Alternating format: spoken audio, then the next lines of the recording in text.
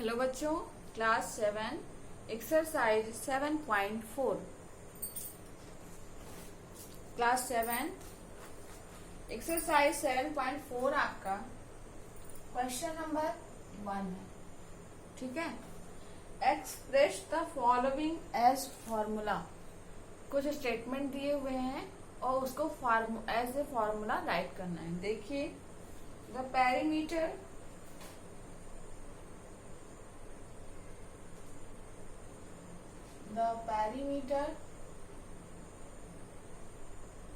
P of a square of side S which is 4 times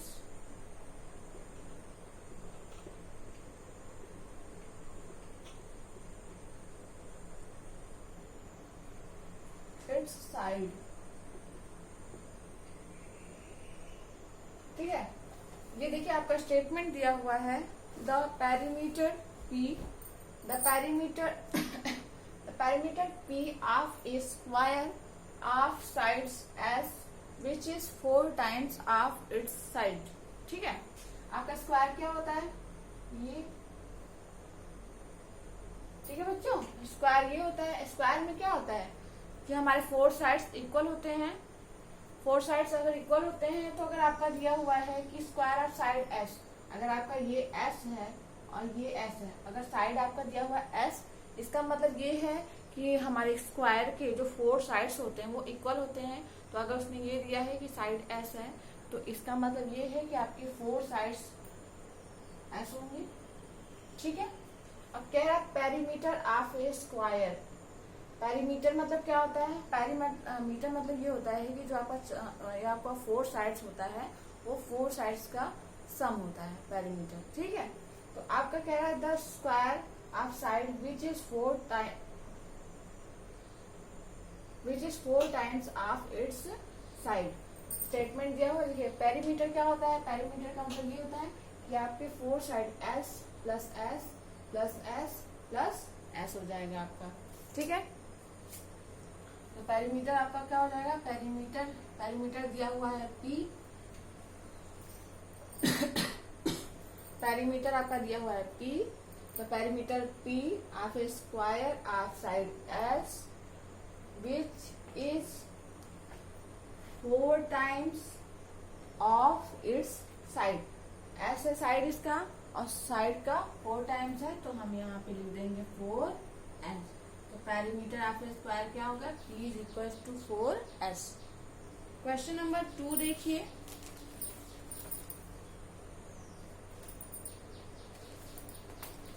question number 2 है, B है 1 का। The area A of a square which is equal to the square of its side. Area of square,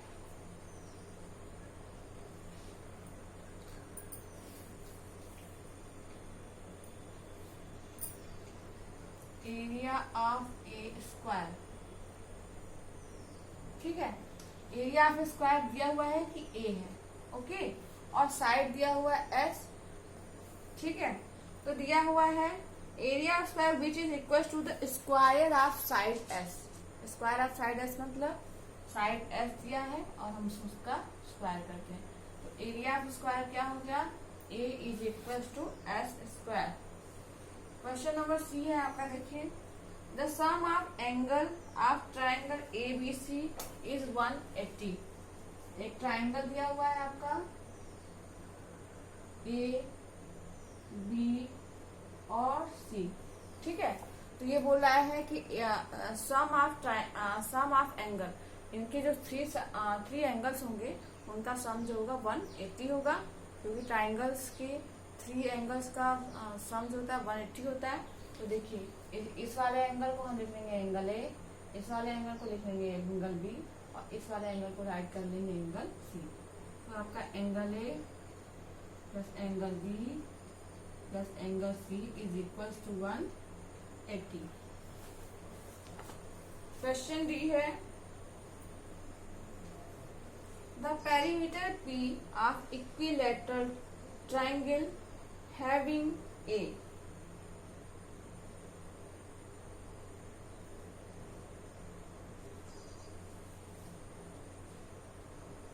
ठीक है,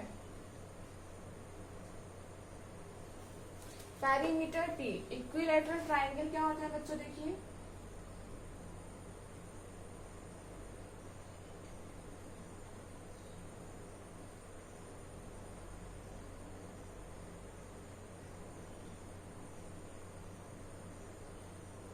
ये triangle जो दिया हुआ है आपका इक्विलैटरल ट्राइंगल है। ठीक है, जो इक्विलैटरल ट्राइंगल आपको होता है, इक्विलैटरल ट्राइंगल होता है क्या, पहले आप ये समझ लीजिए। इक्विलैटरल ट्राइंगल वो होता है जिसमें ट्राइंगल के 3 साइड्स जो होते हैं वो इक्वल होते हैं। मतलब कि अगर एक साइड आपका ए है तो आपका सेकंड साइड भी ए होगा और थर्ड साइड भी ए ही होगा। इसको कहते हैं इक्विलैटरल ट्राइंगल। तो अगर हमें पेरीमीटर निकालना है, इसमें दिया हुआ है कि पेरीमीटर जो है इक्विलैटरल ट्राइंगल, ठीक है, हमको पेरीमीटर निकालना है। ठीक है, पेरीमीटर ऑफ इक्विलैटरल ट्राइंगल।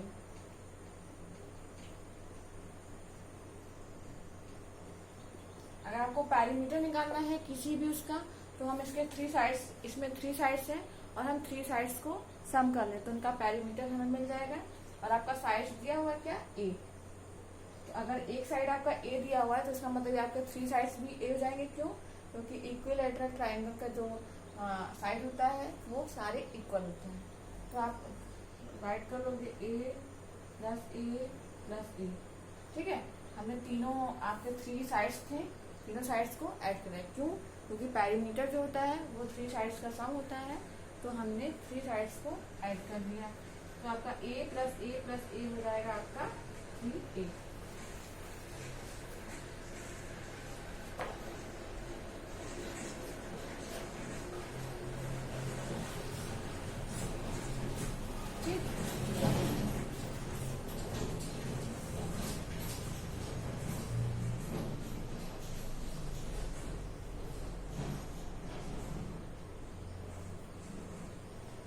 अब देखिए ये आपका हो गया क्या, हमने the perimeter P of square side is 4 times of its side.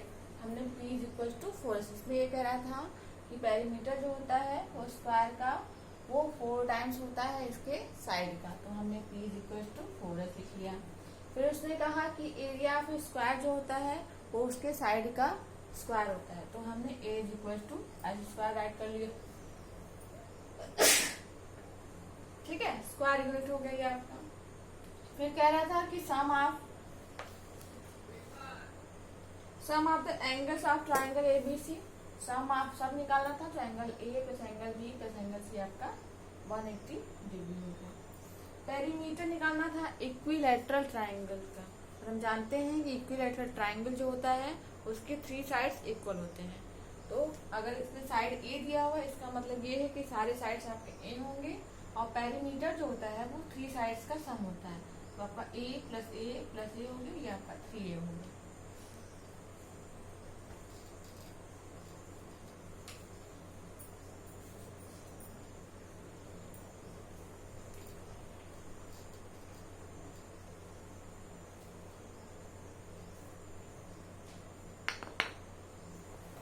Next है आपका देखिए ई है the area A of rectangle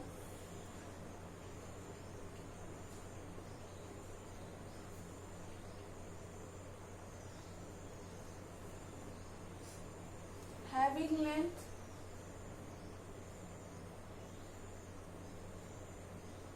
L and breadth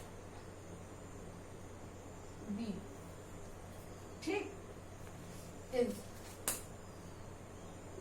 area of rectangle क्या होता है? रेक्टेंगल देखिए आपके क्या होता है, रेक्टेंगल होता है आपका ये। ठीक है, इसके जो सामने के दो साइड्स होते हैं वो इक्वल होते हैं, जैसे ये और ये दोनों साइड आपके इक्वल होंगे और ये दोनों साइड आपके इक्वल होते हैं। इसमें 2 साइड्स जो होते हैं वो इक्वल होते हैं। देखिए ये इसके इक्वल होगा अपने सामने वाले साइड्स के, और ये अपने सामने वाले साइड्स के इक्वल होगा। तो इसमें ये दिया हुआ है कि लेंथ एल है, या इसको कहते हैं क्या, इसको बोलते हैं ब्रेड्थ, ब्रेड्थ मीन चौड़ाई, और इसको कहते हैं लंबाई। ठीक है, तो ये आपका दिया हुआ है लेंथ, तो ये आपका लेंथ हुआ, तो लेंथ एल दिया है और आपको ब्रेड्थ दिया है बी। तो एरिया निकालना है, तो एरिया क्या होता है रेक्टेंगल का, लंबाई length into breadth, length into breadth होता है। तो एल दिया हुआ है आपका एल और ब्रेड्थ आपका दिया हुआ बी, तो ये हो गया आपका एरिया।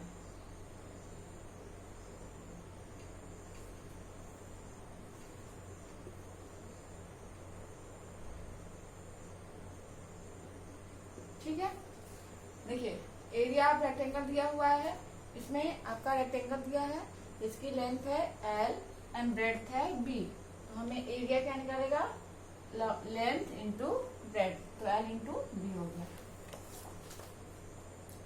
क्वेश्चन नंबर 8 दिया हुआ आपका, the perimeter P of a rectangle having L and B, इसका पेरीमीटर निकालना है।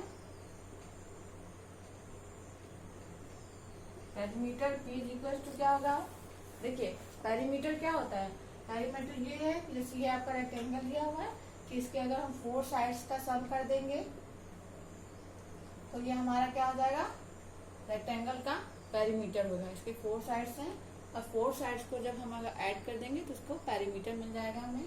तो देखिए ये आपका B है, तो इसके सामने वाला साइड्स इक्वल होता है, तो ये भी B हो जाएगा, और ये L है तो इसलिए भी L है। क्यों, क्योंकि जो रेक्टेंगल होता है उसके आमने सामने के साइड्स जो होते हैं वो इक्वल होते हैं। जैसे अगर आपको ये बी दिया हुआ है तो ये भी आपका बी हो जाएगा, क्यों, क्योंकि सामने वाला इक्वल होता है, तो ये बी है तो ये भी बी हो जाएगा, और अगर ये एल है तो ये भी एल हो जाएगा। अब देखिए पेरीमीटर निकालना है, चारों साइड्स जो आपके दिए हुए हैं उनको ऐड कर दो, 4 साइड्स आपके जो है सारे साइड्स को ऐड कर दो। ये देखो बी एल, ये वाला साइड्स ऐड कर दिया, फिर ये वाले साइड्स को ऐड कर दे प्लस बी, ये वाले साइड्स को ऐड कर दो प्लस एल, प्लस ये वाले साइड को ऐड कर दो। ये आपका क्या हो गया 2l प्लस 2b, कैसे देखो 1l 1l, तो आपका 2l हो गया, और ये भी और ये भी 2b हो गया।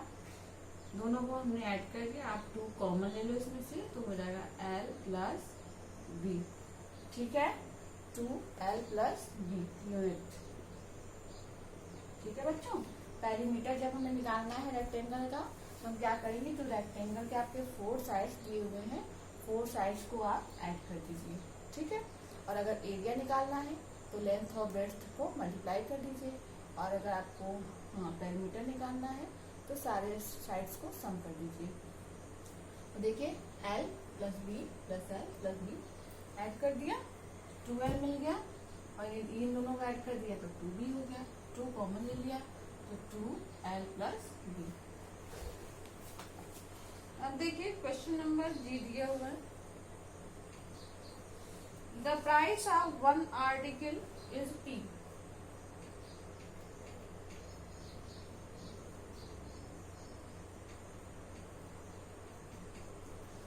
P रुपी है। ठीक है, कोई सामान है, कोई आर्टिकल है, उसमें एक 1 आर्टिकल की जो कॉस्ट है वो आपका दिया हुआ है P।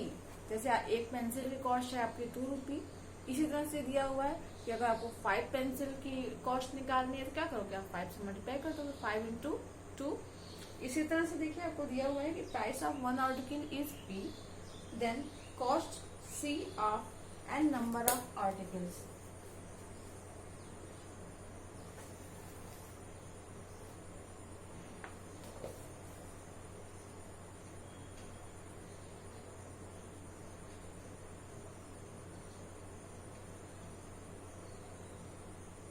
ठीक है,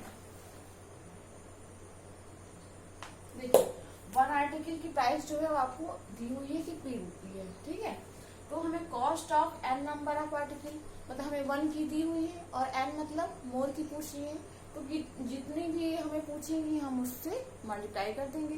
जैसे हम किस तरह से, ऐसा हम ये कहते हैं कि कॉस्ट ऑफ 1 पेंसिल इज 2 रुपी, और अगर 5 रुपये, अगर हमें 5 पेंसिल चाहिए तो हम क्या करेंगे, 5 में 2 का मल्टीप्लाई कर देंगे। 5 पेंसिल चाहिए और उसमें 1 पेंसिल का कॉस्ट 2 है, तो 1 पेंसिल का कॉस्ट मल्टीप्लाई कर देंगे।